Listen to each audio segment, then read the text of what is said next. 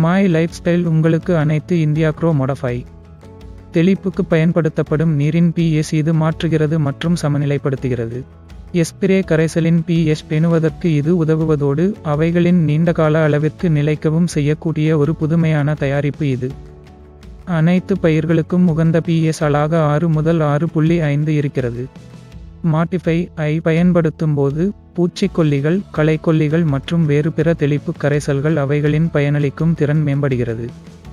பயன்படுத்தப்பட்டுள்ள தாவரத்தின் இலை, தண்டு போன்ற பாகங்கள் மீது எவ்வித உப்பு கரைகளும் இதன் பயன்பாட்டால் ஒருபோதும் ஏற்படாது.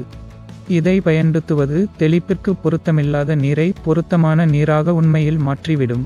பயன்படுத்தப்பட்ட வேளாண் இடுபொருட்களின் பயனளிப்பை திறனை இது அதிகரிக்கிறது, அவைகள் உறிஞ்சப்படும் மற்றும் பயன்படுத்தப்படும் திறனை இது சிறப்பாக மேம்படுத்தும்.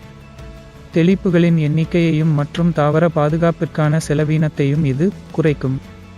தெளிப்பானிலும் மற்றும் சொட்டு பாசன அமைப்புகளிலும் உப்பு படிமங்கள் சேர்வதை குறைக்கிறது மற்றும் அவைகளின் வாழ்நாள் காலத்தை அதிகரிக்கிறது.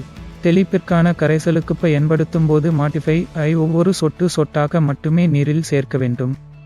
நீருடன் இது சேரும்போது நீரில் நிறம் வெளிர்சிவப்பாக மாறிவிடும். நீர் விரும்பப்படும் pH அளவில் இருப்பதை இது சுட்டிக்காட்டுகிறது. சரியான சமநிலைக்கு INDIAGRO மோடிஃபை ஐ பயன்படுத்தவும். This is not a water purifier. This really reduce down or change the modify. விவசாயிக்கு இருக்கக்கூடிய இன்னொரு பிரச்சனை தண்ணி பிரச்சனை. பல இடங்கள்ல தண்ணி விவசாயத்துக்கு ஏற்றதாக இல்லை. சோ நிறைய இடத்துல பிரச்சனை இருக்கும். அந்த தண்ணி அங்க விவசாயத்துக்கு கிடைக்கக்கூடிய தண்ணி சரியாக இருக்காது. அப்படி இருக்கும் பொழுது அவங்களுக்கு விவசாயத்தை அந்த தண்ணியை நாம விவசாயத்துக்கு ஏற்ற தண்ணியாக மாற்றுவதற்காக தான் இந்த மாடிஃபை. இந்த மாடிஃபை வந்து pH போட்டுருக்காங்க பாருங்க. அந்த pH வேல்யூ அதுதான் ரொம்ப முக்கியம். நார்மலா அது வந்து 1 ல இருந்து 12 வரைக்கும் போகும். அதுல 6.5 ல இருந்து 7.5 வரை 6.5 to 7.5 pH இருந்தா அதுதான் அக்செப்டபிள். அதுதான் கரெக்டான மெஷர்மெண்ட். சோ டாக்டர் சஜஸ்ட் பண்றாருன்னா சீரியஸா இந்த பிசினஸ் செய்யக்கூடிய அனைவரும் ஒரு pH மீட்டர் ஒன்று வாங்கிக்கலாம்.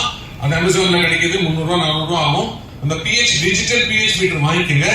நீங்க 1 லிட்டர் தண்ணி எந்த தண்ணியை நீங்கள் டெஸ்ட் பண்ண நினைக்கிறீங்களோ அந்த தண்ணி 1 லிட்டர் எடுத்துக்கோங்க. 1 லிட்டர் வச்சு அந்த pH மீட்டர் போட்ட உடனே அது காமிச்சிடும். சப்போஸ் 8.5 காமிக்குது, அது 9 காமிக்குதுன்னு சொன்னா இந்த மாடிஃபைல எடுத்து ஒவ்வொரு சொட்டா விடுங்க. எந்த நேரத்துல உங்களுக்கு அந்த 6.5 வந்து நிக்குதோ அப்போ அது ஆர்டினரி வாட்டரா மாறிடுச்சு. நார்மல் வாட்டரா அக்ரிகல்ச்சர் யூஸ் பண்ணக்கூடிய வாட்டரா மாறிடுச்சு. சோ 1 லிட்டர் தண்ணிக்கு எவ்வளவு சொட்டு யூஸ் பண்ணிருக்கோங்கிறத நீங்க கணக்குல வச்சுக்கோங்க. அதுக்கப்புறம் எவ்வளவு லிட்டர் தண்ணி நீங்க யூஸ் பண்ண போறீங்களோ அதுக்கு ஏற்ற மாதிரி அவ்வளவு சொட்டுகள் நீங்க ஆட் பண்ணிக்கலாம். ஓகேங்களா? மீண்டும் சொல்றேன், 6.5 ல இருந்து 7.5க்குள்ள pH இருக்கணும். அப்படி இருந்தால்தான் அது நல்ல தண்ணி, நமக்கு விவசாயத்துக்கு யூஸ் பண்ணக்கூடிய தண்ணி. அதை விட அதிகமாக இருக்கிறது என்றால் 1 லிட்டர் தண்ணி எடுத்துக்கங்க. இந்த pH மீட்டர் அப்படிங்கிறது கிடைக்குது, அதை வாங்கிக்கங்க. அதை டிப் பண்ணீங்கன்னா இமீடியட்டா அதோட லெவல் தெரியும்.